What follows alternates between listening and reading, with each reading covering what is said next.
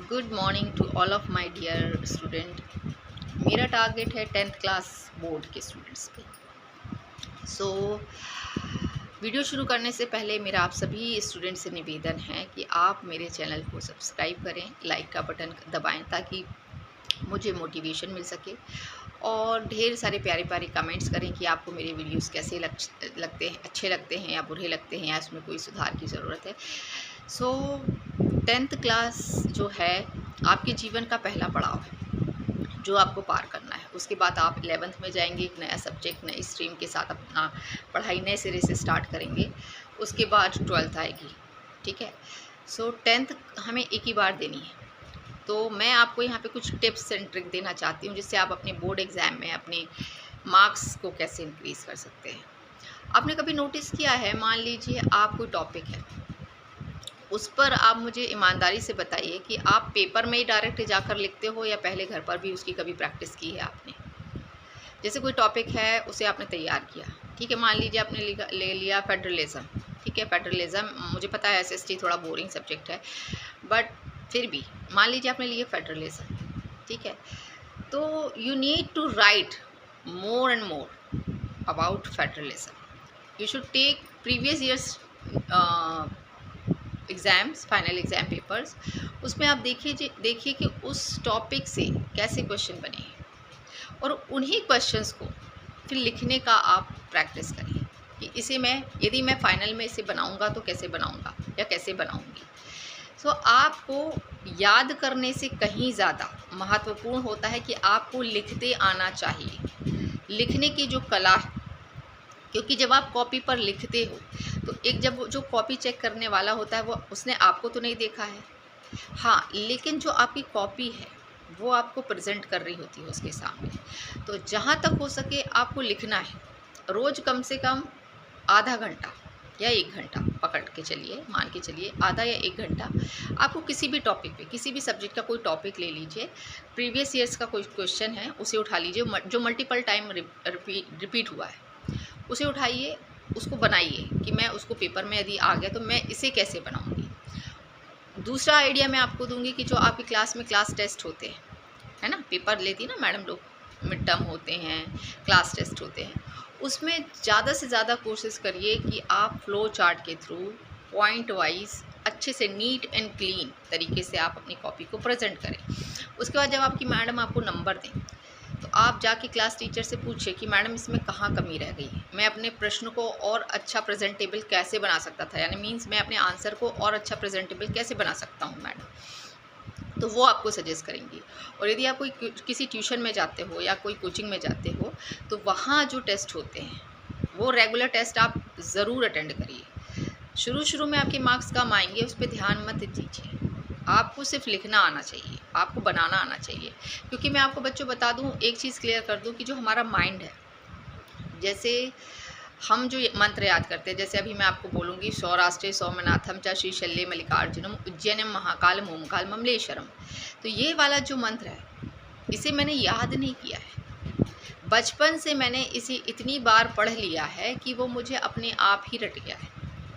ओम भूर्भुवः स्वः तस्य वितुर्वरेण्यं भर्गो, ये आपने सुना होगा। तो ये क्या आपके मम्मी पापा आपको याद करवाते हैं? नहीं, आपको क्या करते हैं, प्रतिदिन एक बार उसको पढ़ना है, बोलना है आपको उसको। तो आपको यदि चीज़ को मल्टीपल टाइम आप रिवाइज करेंगे, मल्टीपल टाइम आप उस चीज़ को पढ़ेंगे, तब कहीं जाके वो आपके दिमाग में बैठेगी। सेकेंड थिंग, मैं राइटिंग का क्यों बोल रही हूँ, जब आप, मेरी बात को ध्यान से सुनिएगा, जब आप किसी टॉपिक को 100% अच्छे से थरली पढ़ लेते हो, याद कर लेते हो, चार्ट्स हैं या उसमें कोई डायग्राम्स हैं, उसको आप अच्छे से कर लेते हो, उसके बाद जब आप पेपर में देने जाते हो तो यदि आप उसको पहली बार लिख रहे हो तब आप उसका सिर्फ 60% ही लिख पाओगे, ओनली 60%। आउटपुट जो दे पाओगे ना पेपर में वो सिर्फ 60% ही दे पाओगे। क्यों?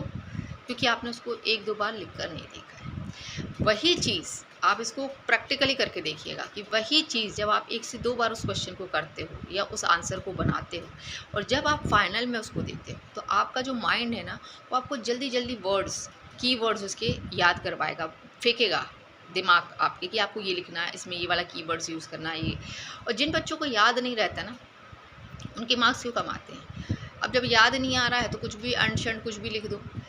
तो जो चेक करने वाला होता है वो कीवर्ड्स देखता है, ना कि आपने कितना लिखा है, क्वांटिटी वाइज आपने कितना लिखा है। क्वांटिटी कोई नहीं चेक करता, मेन चेक करता है क्वालिटी।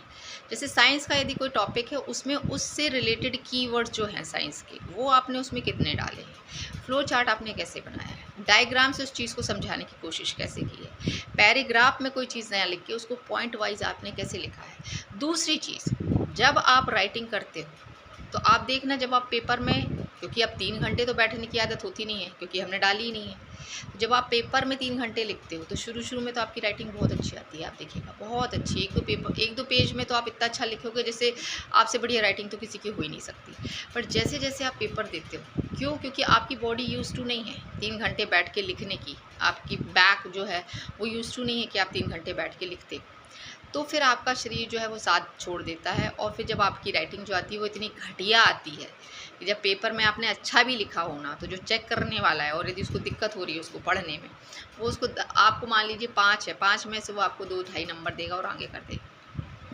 आपकी कॉपी को आपको प्रेजेंटेबल बनाना है तो you should write every day at least 1 topic. मतलब मॉर्निंग में लिखिए या इवनिंग में लिखिए या सोने से पहले लिखिए। सेकेंड चीज़ मैं आपको बोलूँगी कि आपको याद कैसे करना है। जैसे मान लीजिए आप सुबह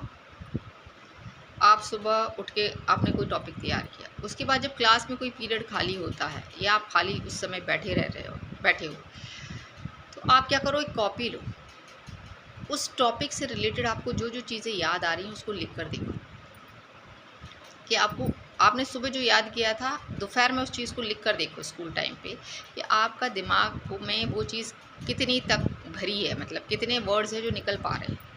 फिर शाम को जब आप घर आते हो उसको चेक करके देखो कि आपने जो याद करके गए थे और जो आपने दोपहर में कॉपी में लिखा है तो आप कितना लिख पाए हो उसमें। आप लिख कर ले लो, आपको कमी दिखेगी। उस कमी को दूर करने के लिए आपको क्या करना है, रात में सोने से पहले उस टॉपिक को एक बार लर्न करना है, रिवाइज करना है और फिर लिख कर देखना है। ऐसा जब आप रोज़ की आदत में बना लोगे तब कहीं जाके आप वहाँ अपने उत्तर को सही ढंग से प्रेजेंट कर पाओगे। 10th क्योंकि बोर्ड है बेटा, तो बोर्ड में एक्सक्यूज़ेस नहीं चलते, बोर्ड में काम आती है मेहनत। और आपकी मेहनत जो है, कभी किसी को नहीं बताना कि हम कैसी मेहनत कर रहे हैं, हम कैसा पढ़ रहे हैं, हमने कौन सी स्ट्रेटेजी ली है। आपकी जो सफलता है ना वो आपकी मेहनत के बारे में चीख के बताएगी सबको, क्योंकि जब आप सफल हो जाते हैं ना तब आपके पास लोग चुंबक की तरह, आप चुंबक हो जाते हो, लोग आपकी तरह खींचे चले जाते हैं, तूने कैसी तैयारी की थी, तूने ऐसे किया था। तो आपकी मेहनत का जो शोर है ना बेटा वो आपकी सक्सेस बताएगी, ठीक है। तो आपको चुपचाप पढ़ते जाना है बस। ये साल आप मान के चलो कि यदि आपने मन लगा के पढ़ लिया, पूरा डेडिकेशन के साथ पढ़ लिया, थोड़ा हार्ड वर्क कर लिया, थोड़ा अपना कंफर्ट जोन से आप बाहर निकल आए, उसके बाद आप देखिएगा कि आपके 10th के बोर्ड एग्ज़ाम में अच्छे मार्क्स कैसे नहीं आते। ज़्यादा लंबा मैं अपना वीडियो नहीं लूँगी, मैं सिर्फ आपको कमेंट करके मुझे बताना है कि आपको क्या ये मेरा जो वीडियो है वो ऑथेंटिक लगा, इसमें आपको कुछ लगा जो सही था, या मैंने जो मार्गदर्शन दिया वो कुछ हद तक आपके यहाँ बैठा है। ऐसे ही और वीडियोस के लिए आप प्लीज़ मेरे चैनल को सब्सक्राइब करें, लाइक करें और मुझे कमेंट करके बताएं कि आपको किस सब्जेक्ट की तैयारी में प्रॉब्लम जा रही है, और आपको अपने उत्तर बनाने में यदि कोई दिक्कत होती है तो नेक्स्ट वीडियो में वो परफॉर्मा लेकर आऊँगी कि आपको अपने उत्तर किस फॉर्म में लिखने हैं, कैसे लिखने हैं, ठीक है। मेरे प्यारे बच्चों, अपने रूटीन को चेंज करो, कंफर्ट जोन से बाहर आओ, सोशल मीडिया से बिल्कुल दूरी बना लो। बेटा ये सोशल मीडिया कहीं काम नहीं आएगा। जब आप पेपर देने बैठोगे तो आपका ये जो ब्रेन है ना यही काम आएगा। तो इस ब्रेन में जितनी सीमित चीज़ें डालोगे ब्रेन उतना साथ देगा, और जितना आप चेहरे को भटकाओ, अपने दिमाग को भटकाओगे, टेलीग्राम है, व्हाट्सएप है, फेसबुक है, ये है, यूट्यूब है, ये फलाना है, जितना डिस्ट्रैक्ट करोगे माइंड को, जब पेपर में वो बदला लेगा ना बेटा, तब लिख कर दे रहे हैं कुछ याद नहीं आएगा। प्लीज़ मेरी बात को यहाँ गांठ बांध लो कि हमें पढ़ाई डट के करनी है, ईमानदारी से करनी है, अपना 100% देना है, ठीक है। चलो, ओके, टाटा, बाय बाय।